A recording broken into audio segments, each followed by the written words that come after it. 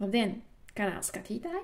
Un pat cik šobrīd mums tuvojas vismaģiskākā nakts, vismaģiskākie saulgrieži, tad šodien piedāvāju maģisku, dažādiem simboliem piepildītu meistarklasi, kurā izzīmēsim un iedegsim savu šo te saulīti. Jo neskatoties to, kā ārā laiks ir tāds, kāds viņš ir, un domāju, ka jūs arī tagad jūtat, ka saulīte mums ir nepieciešama, tāpēc iegriezīsim paši katru savu iekšējo saulīti, lai ir silti, lai ir forši un ir patīkami. Tātad, kā vienmēr, mums ir nepieciešama balta lapa, kāds rakstāmais krāsu zīmuļi vai flomasteri, un tad varam ķerties arī pie mūsu maģiskā zīmē. Šodien mēs zīmēsim kaut ko līdzīgu šim te darbiņam. Nedaudz es viņu papildināšu. Esmu papildinājusi ar latviskiem simboliem, precīzāk ar vienu latvisku simbolu, un kaut kas līdzīgs mums šodien arī taps. Nu ko, aiziet. Tātad pirmais, kas mums nepieciešams, ir balta lapa un kāds rakstāmais. Šodienas tēma mums būs, ko var ierakstīt droši lapa otrā pusē, iedegt savu saulīti. Respektīvi, vasaras saulgriežu meistarklasi. Un jā, sākam ar to, ka mēs lapas vidiņā iezīmējam aplīti. Jā, tad mums būs aplītis. Tā būs mūsu saulīte. Un zīmējam apli ar roku, neizmantojam nekādus cirkuļus, nekādas apaļas lietas, jo neirografikā jūs jau lieliski zinat, ka visu informāciju mēs nododam caur pirkstu galiņiem uz lapas. Un bieži vien ir tā, ka tāpatās kā dabā, šīs te lietas, ko mēs varbūt izmantojam cirkuļus vispārējo, dabā šīs te lietas nav ideāls, un tāpēc ir katrā sava rozīnīte, katrs savs šāds. Un tātad, kad esam iezīmējuši šo aplīti mēs sadalam 8 daļās.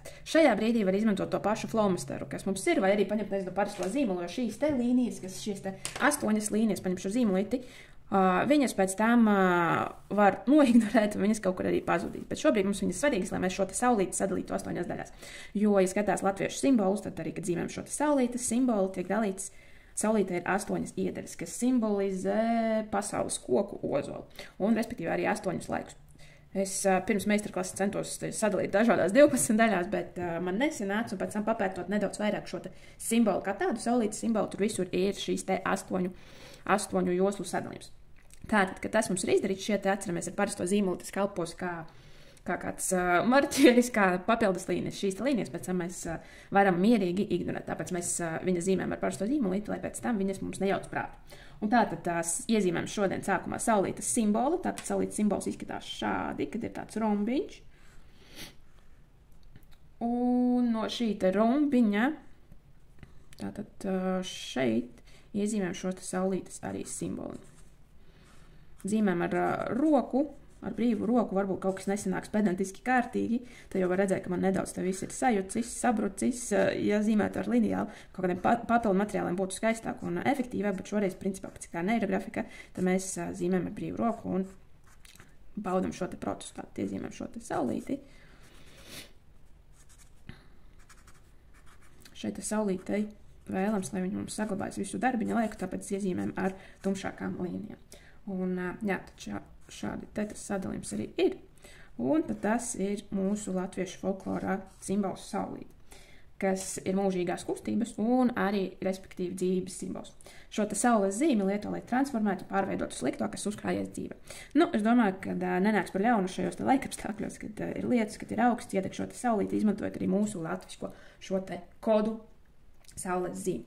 Un nākamais, kas mums darīt, kas mums jādara, lai šo te saulīti iedegtu, lai saulīti atdzīvinātu savā šajā te ikdienā, savās sajūtās, tad es jau ņemšu citu marķieri, jo man bija svarīgi, lai šis te saules simbols pēc tam būtu spilgti redzams, lai viņš nekur nepazūd. Tas būs tas mūsu spēka kods. Un nākamais, tad es ņemu jau bišķīt plānāku šo te rakstām, jūs skatāties, kas jums ir par roka, kā jūs šo te visu sajūtu jūtat. Un zīmējam tad tālāk. Un šodien es gribu piedāvāt jums arī iezīmēt spirāli, ko mēs iegriezīsim, respektīvi, lai šo te slikto atbaidītu un iegriezīsim arī šo te mūžīgo kustību un, respektīvi, arī dzīvību. Tātad šajā te saulītes centrā ieliekam punktu un zīmējam spirāli, bet spirāle mums šodien būs no saulītes centra, kas ies pa pulksteņa rādītāju virzienam un iegriezīsies visā mūsu šajā te lapā. Nu ko, spirāli zīmējam tāpatās ar brīvu roku. Cik redzenu, cik josli jums sanāk, tas ir jūsu ziņā. Cik daudz gribās, man te jau iet ārpus, tad cik tur iet kaut kur, es iezīmēju arī šeit tās līnijas, lai tā spirālīte man šajā te darbiņā visur arī ir. Un, jā, iezīmēju vēl tādus pusaplīšus. Šobrīd mēs šo te saulīti esam iegriezuši.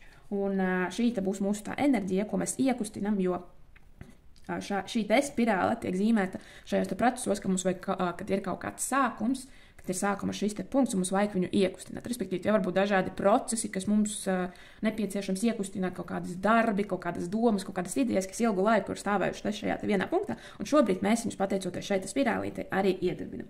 Pat cik mums te ir iezīmēta šī te latviešu saulīte, piedāvāju tāpat tās arī darbiņā iezīmēt īstu saulīti. Tātad šobrīd mums ir saulītes kodoliņš, kas būs mūsu šis te latviešu simbols, saules simbols. Tad nākamais, ko mēs darām, mēs iezīmējam saulīti. Lai saulīti iezīmētu, mēs varam pagarināt šīs te parastā zīmoļa līnijas. Viņas mums būs kā palīgs. Bet, es saku, viņas var tāpat tā zīmēt ar redzamāku marķieri, bet tad es esmu gatavi, ka bišķītajā darbā viņas pēc tam būs redzamas. Varbūt kādam arī nepatiks, kā tas kopējais skats izskatās. Nu ko, un tālāk mēs zīmējam saulīti jau pēc neirografikas principiem. Tātad neirografikas principos, kad kaut ko iedarbinātu, kaut ko iedegtu, kaut ko iekustinātu, mēs zīmējam asas lietas. Un saulīte ir viena no tām. Un saulītes šis te asumiņš ir, protams, iekustinošais asumiņš, par ko nav jābaidās. Un tātad, kā tas tiek zīmēts šobrīd šajās te starp šiem te palīglīnijām, mēs vienkārši ievelkam šādas te līnijas, kas arī izskatās pēc saulītes. Šo te līniju garumu, šo te saulīti skatāties pēc sajūtām, bet principā šīs te līnijas ar brīvu roku, kur garāks stariņš, kur varbūt kāds īsāks stars, to daram pēc sajūtām. Tātad šobrīd esam iedeguši mūsu šo te saulīti, un nākamais, lai šis te darbiņš forši realizētos dzīvē, iekļautos mūsu realitātē, tad pieredzējušāki neirografikas lietotāji vai zinātāji, vai tie, kas apmeklē meistarklases, zina, lai šis te darbiņš darbotos, mums nepieciešamas neirolīnijas. Un šobrīd mēs zīmējam neirolīnijas kā sirds patīkas. To var darīt no lapas malas uz iekšu šo te mūsu saulīti, vai arī gluži no šīs te saulītes šo te enerģiju izplest plašumā un ievilkt šīs te līnijas. Šeit galvenais nosacījums ieklausīties, cik daudz līniju ir vēlaties, un atceraties, ka neirolīnija ir līnija, kas neatkārtojas nevienā tās punktā un iet tur, kur vismazāk mēs to vēlamies redzēt. Respektīvi, šī te neirolīnija nav taisna līnija. Šai te neirolīnija, ja mēs skatāmies dabā, tad viņa atgādina, piemēram, skatāmies tieši topoloģisko karti, kad šīs te upes. Katrai upē ir savs līkumiņš, savs teicējums, savs šīs te virziens, tāpatās ar neirolīnijām. Šīs te līnijas skatāties, cik jums liekas, ka ir nepieciešams, pat cik es vēlos maksimāli ātri un maksimāli taisnīgi un pareizi nodot jums šīs te zināšanas, tad man šodien šo te līniju nebūs ļoti daudz, bet tā, lai es maksimāli parādu šo te zīmējumu, šo te domu, ko mēs viņā ieliekam. Tātad skatieties pēc sajūtam, kādam varbūt pietiks ar vismaz 8 šīm te līnijām, kādam gribēsies vairāk līdīs. Un tad nākamais punkts, lai šo te visu iekļautu mūsu šajā te zīmējumā un visu realizētos visfantastiskākajos veidos, tad nākamais punkts, ko mēs darām, mēs sākam apaļot. Un šeit piemetīšu vēl vienu lietu, ka šo te spirāli šobrīd viņa ir diezgan tāda taisna, pareiza, bez mazliet kā cirkula zīmēta, tad šo te līniju spirālīti var nedaudz arī neirografiskāku padarīt pēc sajūtām. Bet tas nav šobrīd primārais, tas ir pēc tam, kad varbūt kādam tieši šobrīd tas prasās izdarīt, bet principā to var arī pēc tam izdarīt, kad galvenās lietas, ko mēs tam iekļaušu šajā zīmējumā, mēs nopaļosim, pēc tam var arī spirālīti padarīt nedaudz neirografiskāku. Nu ko, tad ķeramies klāt pie apaļošanas. Un apaļošana ir visfantastiskākais un aizraujošākais process, kad tādi tie, kas saka savu ceļu, tikai neirografikā nobīstās no šī te procesa, bet patiesībā te nav no kā bīties, jo šis te process ir interesants, iedvesmojošs, un šajā te procesā sāk parādīties arī kaut kādas interesantas lietas, interesantas tēmas, interesantas idejas. Jo tiek uzskatīts, ka šis te process arī transformē mūsu šīs te iestāvējušās gadu gadiem nostiprinājušās neironu sēktas.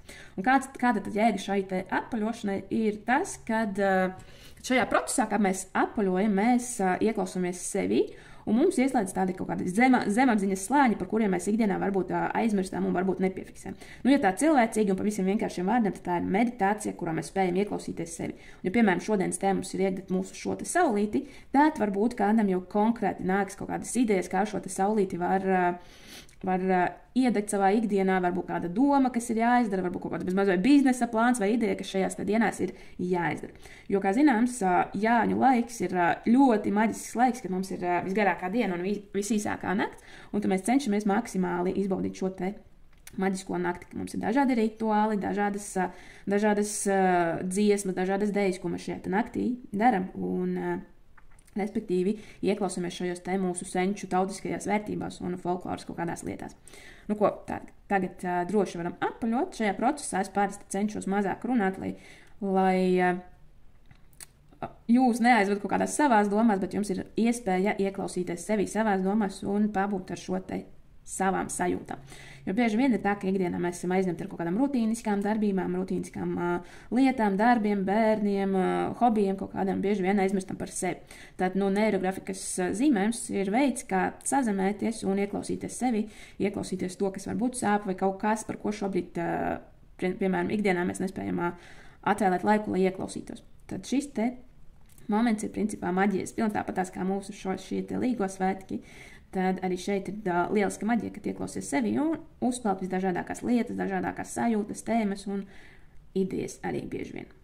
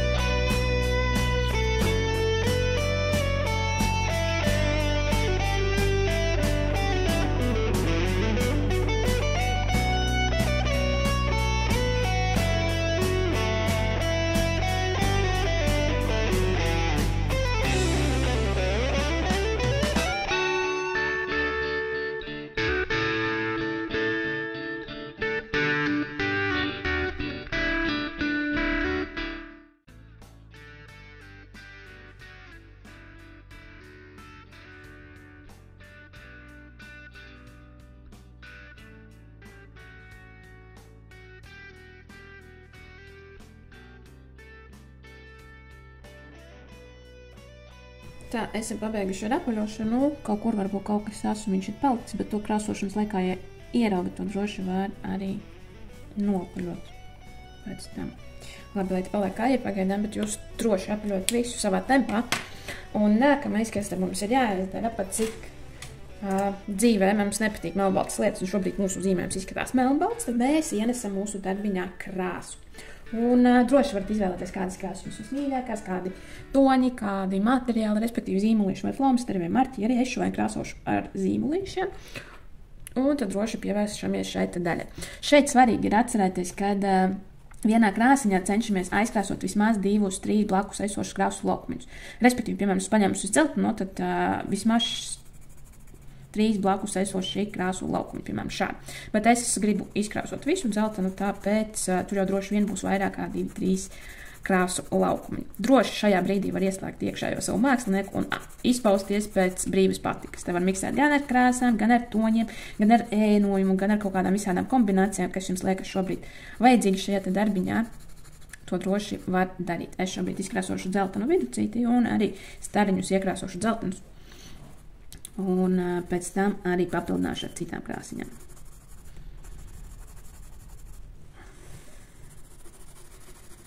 Kā redzams, piemēram, man šobrīd ir redzamas šīs te pelēkās līnijas, bet viņas krāsojot tā pazūd. Ja būtu iekrāsojis ar tādu pašu tumšiņu kā šeit, tad visdrīzāk viņas kaut kur uzpeldētu. Tāpēc šodien bišķīt savādākā parasti, kad izmantojam arī tādus mistiski pazūdošos elementus. Tāpēc, jā, lai darbiņš pēc tam nepazūd, tad ir tikpat interesants kā sākumā.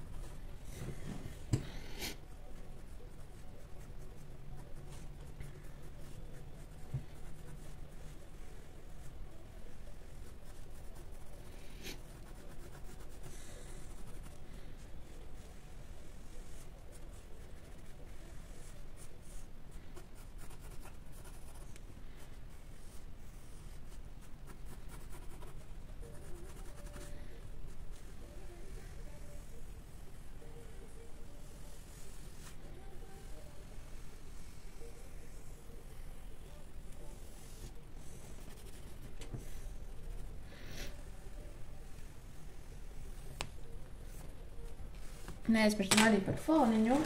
Foniņš varbūt ir kādā krāsā, bet principā galvenais uzdevums ir droši eksperimentēt ar krāsiņām, ar sajūtām, ar visu, kas šajā te zīmējumā šobrīd ar krāsiņām notiek.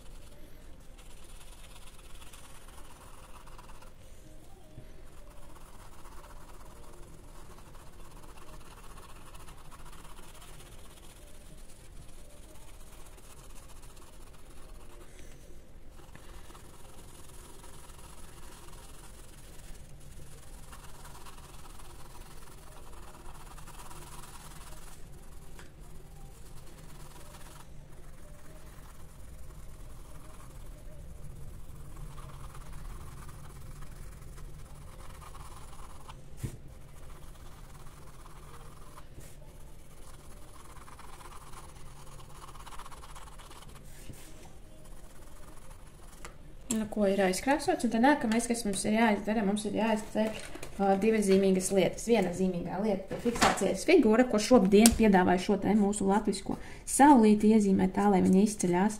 Man bišķīt viņa ir pazudusi ar šo te melno marķieru, centos, lai viņa ir redzamāka, bet skatos, ka šobrīd tā ar piemērtu aci viņu īsti nevar redzēt, tāpēc arī iezīmēju nedaudz kontūru sarkanu. Un nākamais, kas mums ir jāizdara, vēl ir nepieciešams enerģijas līnija. Šodien piedāvāju, lai šīta līnija mums ir šīta mūsu spirālīte, ko mēs iegriezam. Un tie, kas cītīgāk skatījās video, jau droši vien redzēja, ka es paspēju šo spirālīti izcelt ar sarkanu, bet, jā, to droši var izdarīt vēl redzamāk, lai viņa iegriež mums šo te enerģiju mūsu zīmēm. Un principā tad mūsu zīmējums ir gatavs. Šodien mums ir tapusi mūsu enerģijas saulīte, ko mēs iegriezām, lai transformējas, lai iegriežas mums vislabākajā veidā. Man ir prieks, ka jūs bijāt kopā ar mani šodien. Gaidīšu no jums kādu komentāru un droši piesikojiet tie, kas vēl nav piesikojuši arī šim kanālam. Šeit cenšos dalīties ar visu kaut ko interesantu un noderīgu un, protams, ar dažādām neirografikas meistarklasēm un tēmām par un ap neirografiku. Lai veiksmīgi svētki, lai enerģisks zīmējums un līdz nākamajai reizei.